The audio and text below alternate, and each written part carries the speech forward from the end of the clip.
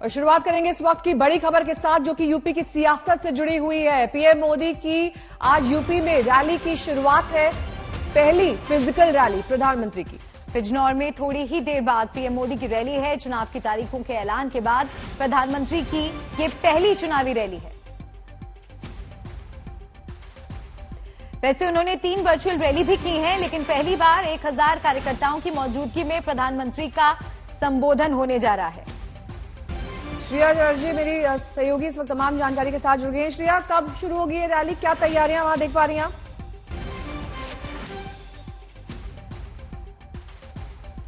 श्रेया, आपको आवाज मिल रही है? जी हाँ, बिल्कुल। अभी हम मौजूद है वर्धमान कॉलेज बिजनौर में, जहां प्रधानमंत्री नरेंद्र मोदी जन चौपाल करेंगे 3 जगह के लिए, बिजनौर, मुरादाबाद एवं अमरोहा।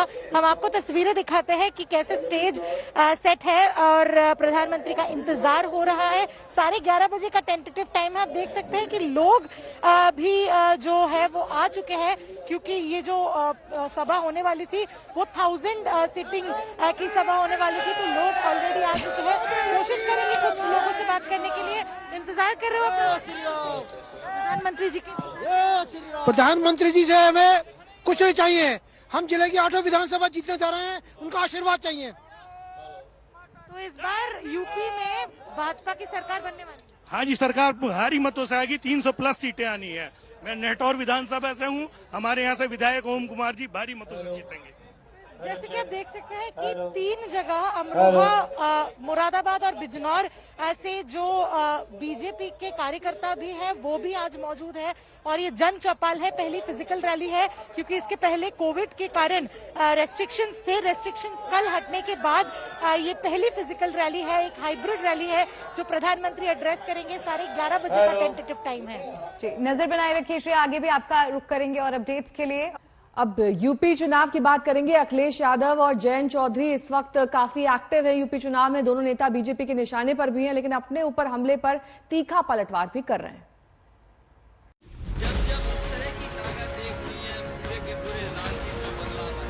यूपी का चुनाव अगर सीएम योगी के लिए इम्तिहान है, तो इस जोड़ी की सियासी साख भी दांव पर है। लखनऊ की सत्ता से बीजेपी को बेदखल करने के लिए एक साथ आए अखिलेश और जयंत चौधरी के लिए पहले दौर का मतदान किसी अग्नि परीक्षा से कम नहीं, क्योंकि जिस इलाके में पहले दौर का मतदान है वहां जाटों और किसानों का वर्चस्व है, और इसे अपने पाले में करने के लिए दोनों नेता पूरी ताकत झोंक चुके हैं। यहाँ प्रोसेसिंग प्लांट के लिए जो प्रोसेसिंग होती है, चाहे कुछ भी प्रोसेसिंग बनती है, चिप्स बनाना हो और चीजें बनानी हो, पाउडर बनाना हो, उसके लिए अगर कोई कारखाना लगाने आएगा तो हमें अगर 100 करोड़ 200 करोड़ की भी सब्सिडी देनी पड़ेगी तो देने का काम करेंगे। और साथ ही साथ वोडका को लेकर भी अगर कोई यहाँ से लेकर के कन्नौज तक कोई कारखाना लगाने आएगा तो उसे भी सब्सिडी चाहे हमें 200 करोड़ देनी पड़े, हम देने का काम करेंगे। अखिलेश जब आलू किसानों के लिए ये ऐलान कर रहे थे तो उन्हें ये भी एहसास था कि कहीं बीजेपी उन पर शराब को बढ़ावा देने का आरोप न लगा दे, क्योंकि बीजेपी के लोग इसका न जाने क्या क्या निकालेंगे मतलब, और मतलब न जाने क्या निकालें कि पहले वोडका का जो मार्केट शेयर था वो 2% है, लेकिन जब से बीजेपी की सरकार आई है वोडका पीने वालों की भी मार्केट बढ़ गई है। आगरे के बाह विधानसभा में अखिलेश यादव की रैली का एक वीडियो सोशल मीडिया में वायरल हो रहा है। सभा में पार्टी के राष्ट्रीय महासचिव रामजी लाल सुमन ने मंच पर जिला अध्यक्ष जितेंद्र वर्मा पर मजाक में हाथ उठाते नजर आ रहे हैं।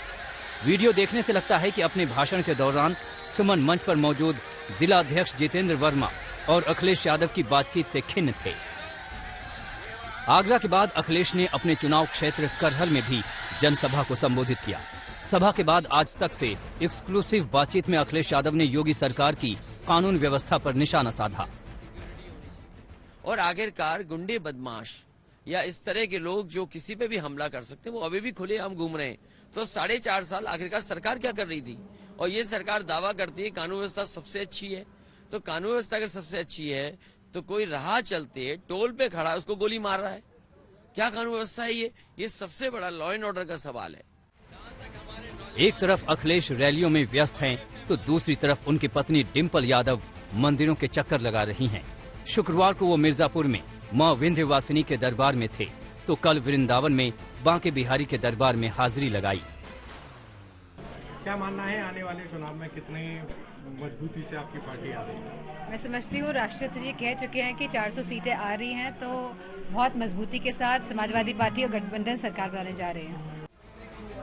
उधर राष्ट्रीय लोकदल के राष्ट्रीय अध्यक्ष जयंत चौधरी मुजफ्फरनगर में किसानों के बीच थे। यहां उन्होंने किसानों की राजधानी कहलाने वाली सिसौली पहुंचकर भारतीय किसान यूनियन के राष्ट्रीय अध्यक्ष चौधरी नरेश टिकैत से आशीर्वाद लिया और 1987 से जारी हवन में आहुति दी। प्यार के संबंध है। मैंने मीठा गुड़ खाया, उड़द की दाल खाई और आशीर्वाद लिया। क्या नरेश टिकैत जी ने गठबंधन को समर्थन दिया? उनका आशीर्वाद है और ये चुनाव भी किसानों के लिए है। किसान की राजनीति को तय करने वाला ये चुनाव है। मुजफ्फरनगर की रैली में अखिलेश ने एक बार फिर योगी के गर्मी वाले बयान पर पलटवार किया। मुजफ्फरनगर और कैराने से तो उम्मीद करनी नहीं चाहिए। ना जी ना, वो आप तो 20% में हो। आपको तो कह दिया कि ज्यादा गर्म हो रहे, गर्मी निकालो। बदले में कुछ नहीं था, वहाँ रैली में कुछ नहीं था बदले में। अगर आप गर्म नहीं होते, अगर आप गर्म नहीं होते तो देश आजाद नहीं होने वाला था। हम तो गर्म थे।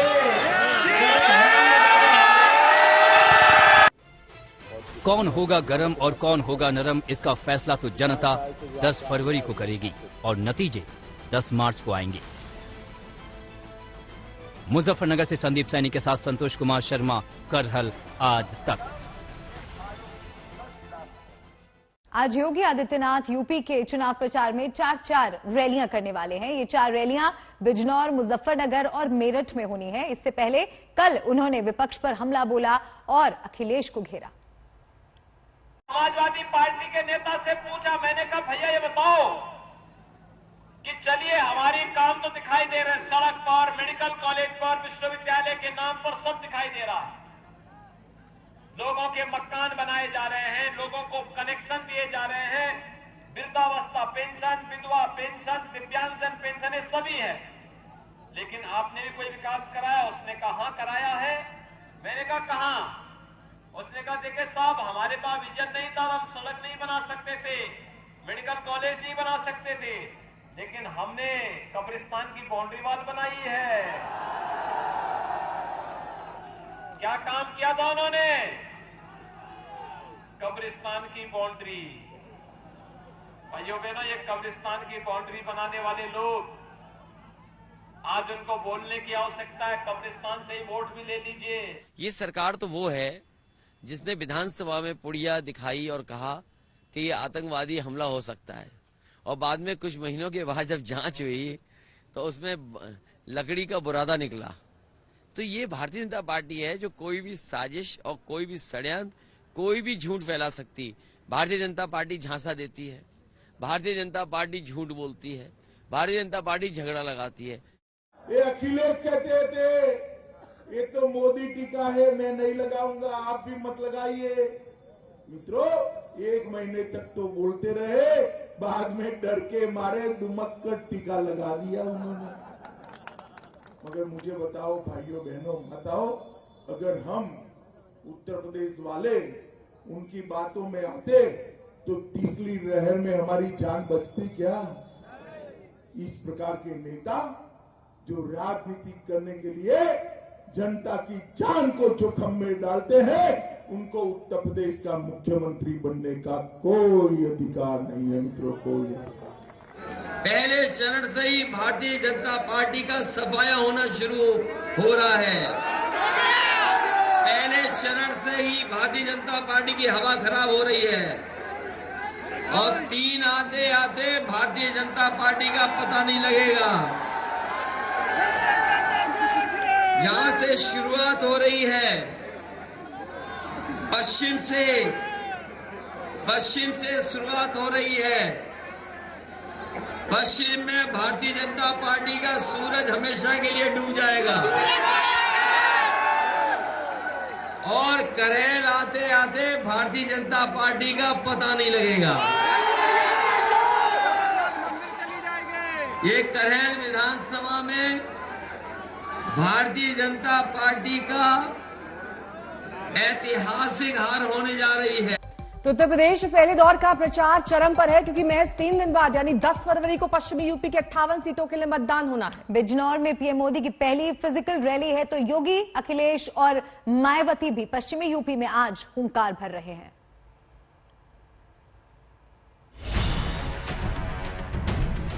हमारे सपने में आए थे भगवान कृष्ण जी, कह रहे थे आपकी सरकार बनने वाली है। अब सपने में भगवान कृष्ण की याद आने लगी। आपके शासन में केवल और केवल दंगे करने का काम हुआ। कब्रिस्तान की बाउंड्री बनाने वाले लोग, आज उनको बोलने की आवश्यकता है, कब्रिस्तान से ही वोट भी ले लीजिए। भारतीय जनता पार्टी झांसा देती है, भारतीय जनता पार्टी झूठ बोलती है, भारतीय जनता पार्टी झगड़ा लगाती है।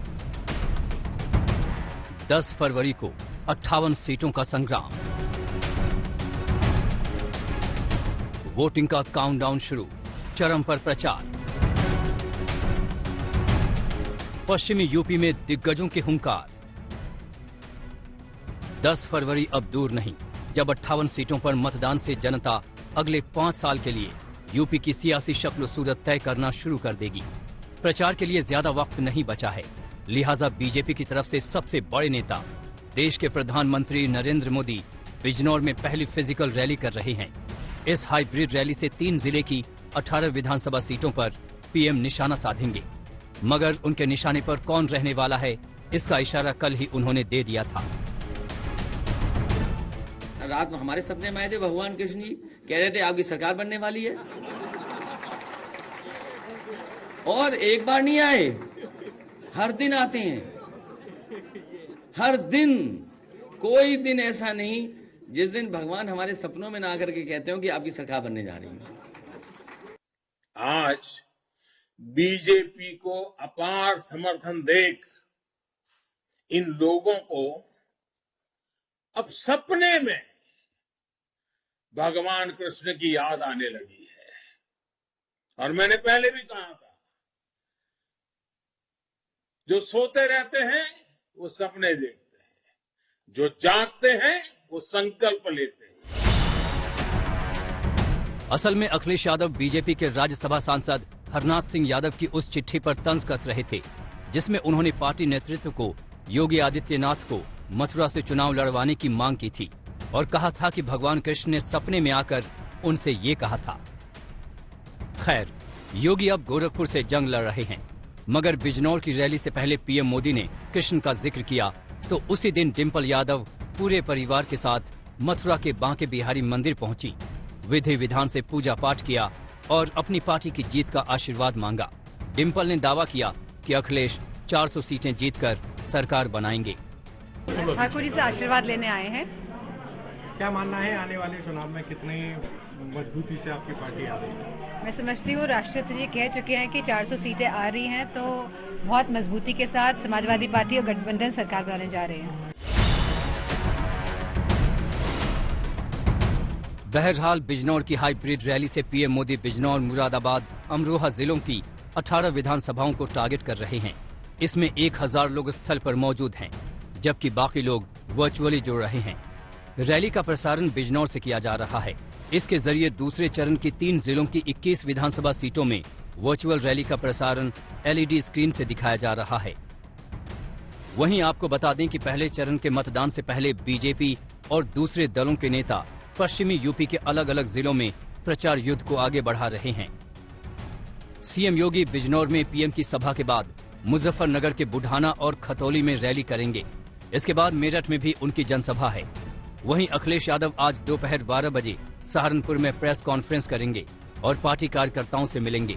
वहीं मायावती बरेली में रैली करेंगी। पश्चिमी यूपी में बीजेपी का रिकॉर्ड 2014 से लेकर 2017 और 2019 में शानदार रहा है। किसान आंदोलन के बाद अखिलेश जयंत के गठबंधन से बीजेपी को चुनौती मिल रही है, लिहाजा पहले दौर की वोटिंग से पहले बीजेपी ने पूरी ताकत झोंक दी है। बिजनौर से संजीव शर्मा, अलीगढ़ से अकरम खान और अमरोहा से BS आर्या के साथ आज तक ब्यूरो। वहीं यूपी के चुनावी रण में जुबानी जंग तेज हो गई है। अब हर दिन उस नए शब्द का प्रयोग हो रहा है जो पहले किसी ने नहीं सुना।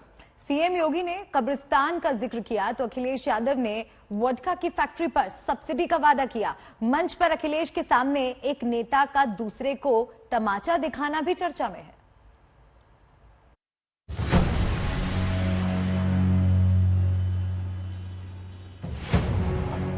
हमारी पुलिस भी ऐसे टूटेगी कि उनको मौत की भीख मांगते मांगते गले में तख्ती लटकाना ही पड़ेगा। मुजफ्फरनगर में कर और सचिन जैसे निर्दोष नौजवान बहन की रक्षा करते करते अपने आप को बलिदान नहीं कर पाते। बताओ, आलू से वोडका बन सकता है, शराब बन सकती कि नहीं बन सकती? भाई हम इनसे पूछ लें, क्योंकि ये पढ़े लिखे, हमारी तो पढ़ाई भूल गए हम। कब्रिस्तान से ही वोट भी ले लीजिए। पश्चिमी यूपी की जंग में योगी आदित्यनाथ के प्रचार अभियानों में दंगा और कब्रिस्तान जैसे मुद्दे गूंज रहे हैं। एक बार फिर योगी आदित्यनाथ मुजफ्फरनगर और मेरठ में हुंकार भरेंगे, मगर अखिलेश यादव अलग ही धुन में हैं। आगरा में उन्होंने आलू के किसानों को वोदका की फैक्ट्री बनाकर उनके उत्पाद की कीमत दिलाने का ऐलान कर दिया। 100 करोड़ 200 करोड़ की भी सब्सिडी देनी पड़ेगी तो देने का काम करेंगे। और साथ ही साथ वोडका को लेकर भी अगर कोई यहां से लेकर के कन्नौज तक कोई कारखाना लगाने आएगा तो उसे भी सब्सिडी, चाहे हमें 200 करोड़ देनी पड़े, हम देने का काम करेंगे। अखिलेश को अंदाजा था कि बीजेपी इस पर सियासत कर सकती है, लिहाजा उन्होंने हवाला दिया कि बीजेपी के शासन में वोदका की खपत बढ़ गई है। जब बीजेपी की सरकार थी, नहीं आई थी, तब 2% शेयर था वोडका का, लेकिन जैसे ही भारतीय जनता पार्टी की सरकार आई, अब शेयर बढ़कर के न जाने कहां पहुंच गया मार्केट में। उधर अलीगढ़ में सीएम योगी आदित्यनाथ ने फिर से कब्रिस्तान का मुद्दा उठाते हुए अखिलेश पर नए सिरे से हमला बोला है। काम किया था उन्होंने कब्रिस्तान की बाउंड्री। भाइयों बहनों, ये कब्रिस्तान की बाउंड्री बनाने वाले लोग, आज उनको बोलने की आवश्यकता है, कब्रिस्तान से ही वोट भी ले लीजिए। दूसरी तरफ अखिलेश यादव अब भी चुनावी रैलियों में योगी आदित्यनाथ के गर्मी उतार देने वाले बयान का जवाब नए नए अंदाज में दे रहे हैं। ये बाबा मुख्यमंत्री जो कह रहे हैं कि हम गर्मी निकाल देंगे, हम उन बाबा मुख्यमंत्री को कहना चाहते हैं, गर्मी निकले न निकले, लेकिन समाजवादी सरकार आएगी तो भर्ती निकलेगी, चाहे हमें फौज में भर्ती निकालनी पड़े। वहीं अखिलेश यादव पर बीजेपी चौतरफा हमला बोल रही है। योगी ही नहीं, गृह मंत्री अमित शाह भी हमलावर हैं। अमरोहा में वैक्सीन को लेकर शाह ने अखिलेश पर कटाक्ष किया। ये अखिलेश कहते थे ये तो मोदी टीका है, मैं नहीं लगाऊंगा, आप भी मत लगाइए।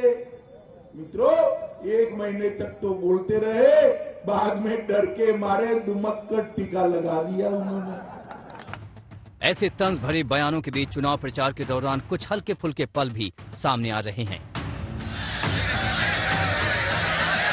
आगरा की बाह विधानसभा सीट पर प्रचार के लिए अखिलेश यादव पहुंचे थे। पार्टी के राष्ट्रीय महासचिव और पूर्व केंद्रीय मंत्री रामजी लाल सुमन भाषण का माहौल बना रहे थे। इस बीच भीड़ जहां शोर कर रही थी, वहीं जिला अध्यक्ष जितेंद्र वर्मा लगातार अखिलेश यादव से बातचीत कर रहे थे। रामजी लाल सुमन बार बार उन्हें बातचीत बंद करने का संकेत दे रहे थे। वहीं अखिलेश उन्हें अपना भाषण जारी रखने का इशारा कर रहे थे। फिर अचानक रामजी लाल सुमन ने जितेंद्र वर्मा पर तमाचा तान दिया। ये देखकर अखिलेश यादव और जितेंद्र वर्मा दोनों की हंसी छूट गई।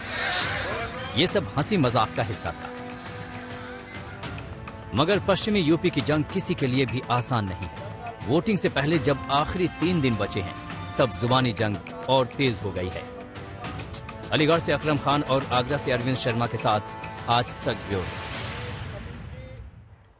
वहीं पश्चिमी उत्तर प्रदेश में बीते 3 चुनाव में बीजेपी का दबदबा कायम रहा है, मगर इस बार मुद्दे और समीकरण अलग है। सबसे बड़ा सवाल यही है कि क्या इन सबके बावजूद बीजेपी अपनी विजय पताका फिर से फहरा पाएगी।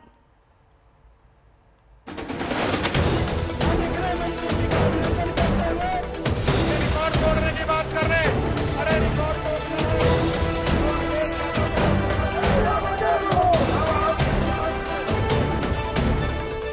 पिछले आंकड़े को देख के कहा था कि चुनाव 80-20 का होगा, मैं कहता हूँ 90-10 की तरफ जा रहा है। पश्चिम में भारतीय जनता पार्टी का सूरज हमेशा के लिए डूब जाएगा।